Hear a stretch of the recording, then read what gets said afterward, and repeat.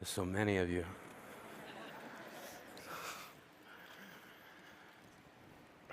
When I was a kid, I hid my heart under the bed because my mother said, if you're not careful, someday someone's gonna break it. Take it from me, under the bed is not a good hiding spot. I know because I've been shot down so many times, I get altitude sickness just from standing up for myself. But that's what we were told. Stand up for yourself. That's hard to do if you don't know who you are. We were expected to define ourselves at such an early age. And if we didn't do it, others did it for us. Geek, fatty, slut, fag. And at the same time we were being told what we were being asked, what do you want to be when you grow up? I always thought that was an unfair question. It presupposes that we can't be what we already are. We were kids. When I was a kid, I wanted to be a man. I wanted a registered retirement savings plan that would keep me in candy long enough to make old age sweet. When I was a kid, I wanted to shave. Now, not so much. When I was 8, I wanted to be a marine biologist. When I was 9, I saw the movie Jaws and thought to myself, no thank you. When I was 10, I was told that my parents left because they didn't want me. When I was 11, I wanted to be left alone. When I was 12, I wanted to die. When I was 13, I wanted to kill a kid. When I was 14, I was asked to seriously consider a career path. I said, I'd like to be a writer. And they said, choose something realistic. So I said, professional wrestler. And they said, don't be stupid. See, they asked me what I wanted to be, then told me what not to be. And I wasn't the only one. We were being told that we somehow must become what we are not, sacrificing what we are to inherit the masquerade of what we will be. I was being told to accept the identity that others will give me. And I wondered what made my dreams so easy to dismiss. Granted, my dreams are shy because they're Canadian. My dreams are self-conscious and overly apologetic. They're standing alone at the high school dance, and they've never been kissed. See, my dreams got called names too. Silly, foolish, impossible. But I kept dreaming. I was going to be a wrestler. I had it all figured out. I was going to be the garbage man. My finishing move was going to be the trash compactor. My saying was going to be, I'm taking out the trash.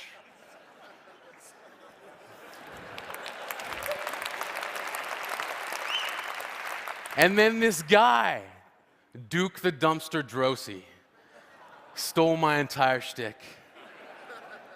I was crushed, as if by a trash compactor. I thought to myself, what now? Where do I turn? Poetry. Like a boomerang, the thing I loved came back to me.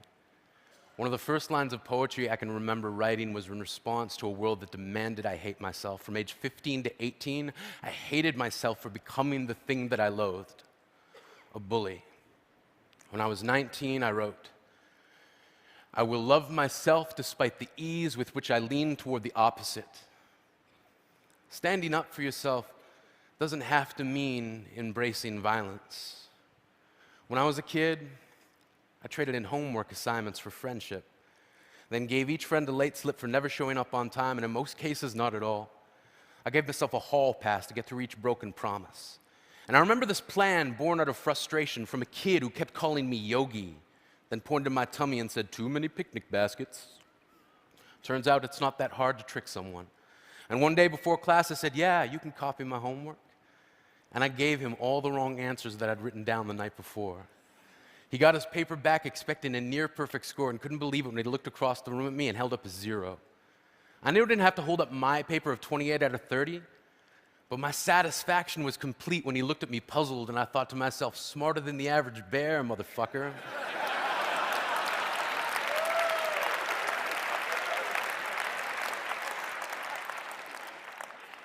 This is who I am. This is how I stand up for myself. When I was a kid, I used to think that pork chops and karate chops were the same thing. I thought they were both pork chops. And because my grandmother thought it was cute and because they were my favorite, she let me keep doing it. Not really a big deal. One day, before I realized fat kids are not designed to climb trees, I fell out of a tree and bruised the right side of my body. I didn't want to tell my grandmother about it because I was scared I'd get in trouble for playing somewhere I shouldn't have been. A few days later, the gym teacher noticed the bruise and I got sent to the principal's office. From there, I was sent to another small room with a really nice lady who asked me all kinds of questions about my life at home. I saw no reason to lie. As far as I was concerned, life was pretty good. I told her whenever I'm sad, my grandmother gives me karate chops.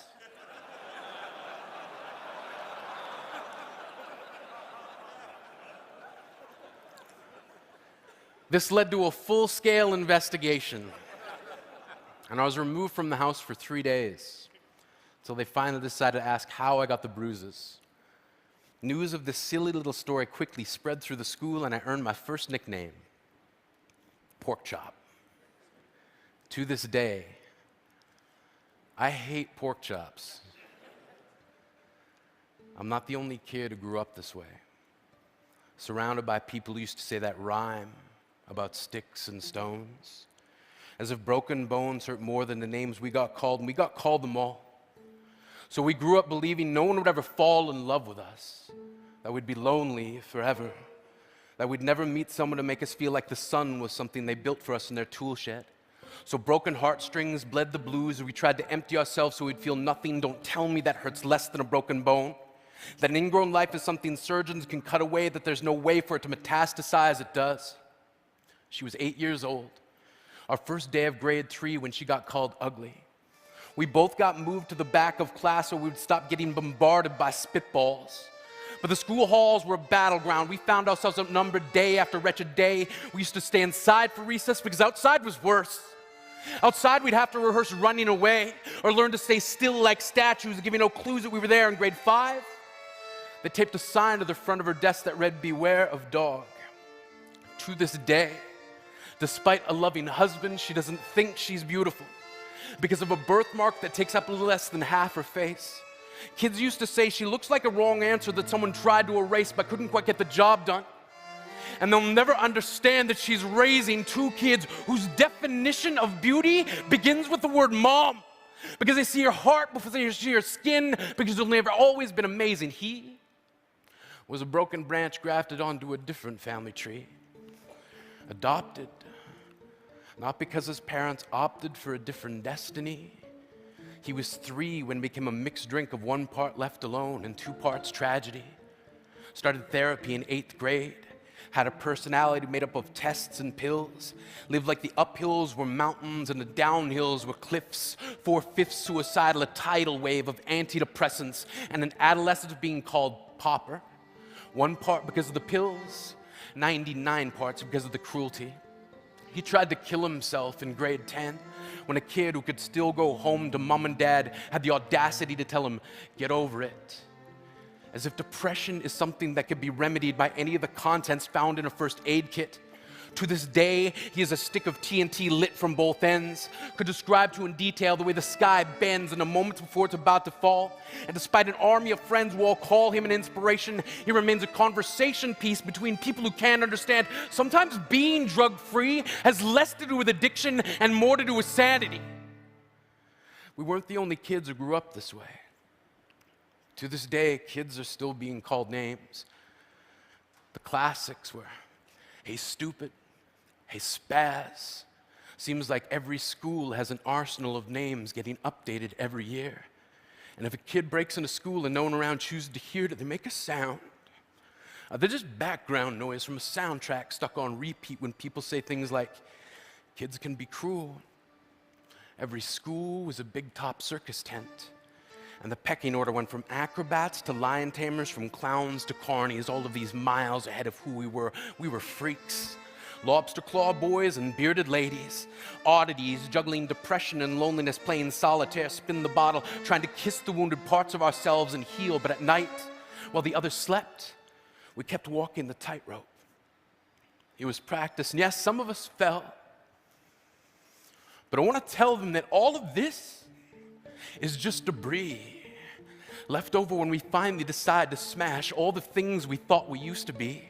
And if you can't see anything beautiful about yourself, get a better mirror, look a little closer, stare a little longer, because there's something inside you that made you keep trying despite everyone who told you to quit.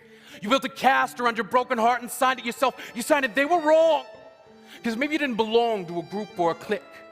Maybe they decided to pick you last for basketball or everything. Maybe you used to bring bruises and broken teeth to show and tell but never told. Because how can you hold your ground if everyone around you wants to bury you beneath it? You have to believe that they were wrong. They have to be wrong. Why else would we still be here? We grew up learning to cheer on the underdog because we see ourselves in them. We stem from a root planted in the belief that we are not what we were called. We are not abandoned cars stalled out and sitting empty on some highway. And if in some way we are, don't worry, we only got out to walk and get gas. We are graduating members from the class of We Made It, not the faded echoes of voices crying out, names will never hurt me.